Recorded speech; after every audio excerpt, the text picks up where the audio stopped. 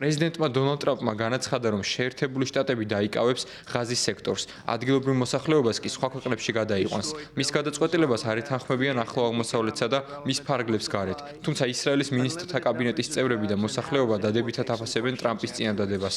ისრაელის ომმა ღაზაში, რომელიც 15 თვე გაგრძელდა, რეგიონი ფაქტობრივად გაანადგურა. ტრამპმა განაცხადა, რომ პალესტინელებს არ შეუძლიათ იქ ცხოვრება და რომ ღაზა შესაძლოა ახლო აღმოსავლეთის რივიერად გადაიქცეს. ჩინეთის აზრით ის, რომ პალესტინელებმა უნდა მართონ პალესტინა, ომის შემდგომი მმართველობის ძირითადი პრინციპია. ჩვენ ვეწინააღმდეგებით ღაზის მოსახლეობის იძულებით გადასახლებას და ვიმედოვნებთ, რომ შესაბამისი მხარეები შეასრულებენ ცეცხლის შეწყვეტის შეთანხმებას.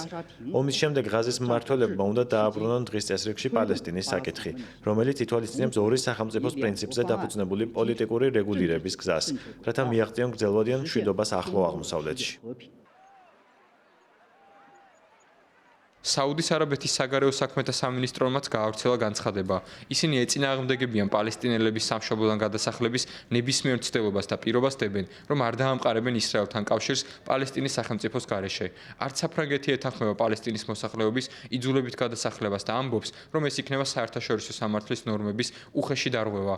კრემლშიც აცხადებენ, რომ ახლო აღმოსავლეთში პრობლემის მოგვარების ერთ-ერთი გზა ორი სახელმწიფოს პრინციპზე გადის. ავსტრალიის პრემიერ-მინისტრმა ენტონი ალბანიზმაც აღნიშნა, რომ მისი მთავრობა განაგრძობს ორი სახელმწიფოს პრინციპის მხარდაჭერას, სადაც ისრაელებსაც და პალესტინელებსაც შეეძლებათ მშვიდობიანად და უსაფრთხოდ ცხოვრება.